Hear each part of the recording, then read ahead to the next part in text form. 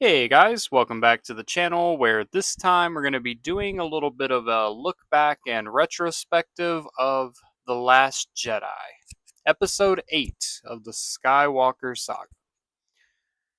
Now, The Last Jedi came out in 2017. Feels like so long ago, but the wounds are still fresh in all of our minds. At least for those of us that didn't enjoy the film. I know there are fans of the movie out there, and if you love the movie, that's great. I'm really happy for you. Um, Very supportive of, people that can find enjoyment in things, and not everyone finds enjoyment in the same things, so that's fine. But me personally, I hated The Last Jedi. I distinctly remember going into the theater with my friends watching the movie and leaving with just this feeling of dread. Like a Star Wars movie has never made me feel so disappointed. I think you have to start with the trailers for the film. Were kind of misleading. You kind of got hyped up like, okay, Snoke is going to be a significant part of the movie.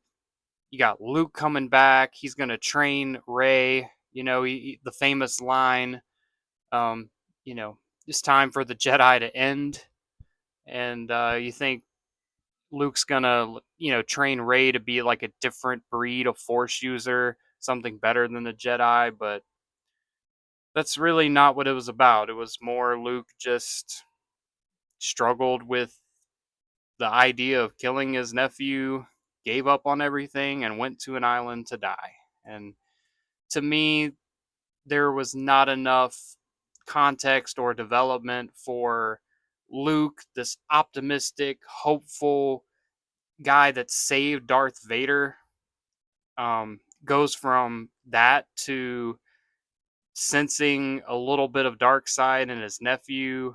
And instead of trying to save him or redeem him, he just gives up.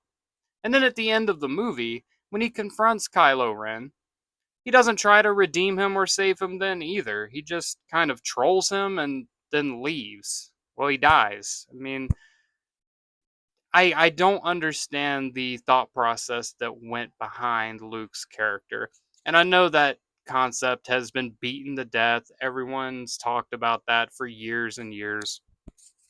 But other than that, just the movie itself doesn't make a whole lot of sense. The whole space chase scene with Admiral Holdo and Poe, an entire segment of the movie that really could have been avoided if she just let him know what her plan was. Or you have Finn and Rose going to Canto Bight for what turns out to literally be no reason. It's just the writing and the ideas behind this film just don't land for me. Like, and I'm not trying to beat down on Ryan Johnson, but he clearly was not someone that understood Star Wars enough to make a movie, especially the middle part of the sequel trilogy, something that people had been looking forward to for a long time. All of the plot points that J.J. Abrams set up in The Force Awakens kind of either get tossed aside or retconned, or they just move in a different direction. And I just don't like it. Even looking back now, it's just not a good movie. It's beautifully shot. The cinematography is one of the best we have, but that doesn't make a movie. Yeah, a lot of the budget and resources and a lot of people work really hard to make the movie look good. I do appreciate and respect all the hard work that those people put into the film, but as far as the plot progression and it being really the big return of Luke Skywalker, a character that people have been waiting for a long time to see back on the big screen, and they see their hero just kind of assassinated character wise, it's really disappointing. I don't hate the introduction of side characters like Rose or Holdo. They play a part in the plot. It's the plot itself that's not good, so they really suffer from the writing. It's definitely nothing against the actresses or anything like that. And then Snoke was set up to be the big bad of the trilogy. And yes, Andy Serkis did a phenomenal job with the performance. I'm not going to take anything away from that. He portrayed Snoke as being an intimidating figure, someone that really kind of adds a creepy, eerie mysteriousness to the antagonist role of the film. And that's great. But then halfway through the movie, they kill him off, and that's it. And obviously, we know how that turned out in the ninth film with them kind of having a throwaway scene explaining that Snoke was just a product of Palpatine. But that's so lame. That's just a waste of a potential. You could have had some archaic ancient Sith, given him a backstory, fleshed him out a lot more.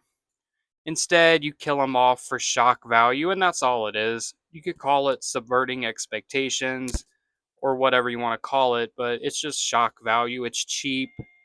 It does nothing for the overall story. And Snoke becomes sadly just another example of wasted potential in the sequel trilogy. But all that being said, The Last Jedi happened. We have to accept it. We don't all have to like it, but at the end of the day, we can still appreciate the Star Wars that we do love, that we do enjoy, the movies we find the most entertainment with. We can always go back to that. But The Last Jedi serves as a primary example of it's never a wrong choice to be bold. Being bold is fine, but you have to be informed. You have to make good decisions. The Last Jedi didn't suffer because it didn't take risks and it didn't try to do anything different. It just made the wrong possible choice at every turn. And that's just how I feel about it. When I go back and look at it now, it's probably the movie I'll go back to and watch the least because it's not enjoyable for me and it brings back, like I said, that feeling of disappointment. So, but that's going to be it for my thoughts on The Last Jedi. Let me know what you think in the comments below. And as always, I appreciate you watching. May the Force be with you. Now let's blow up that like button and go home.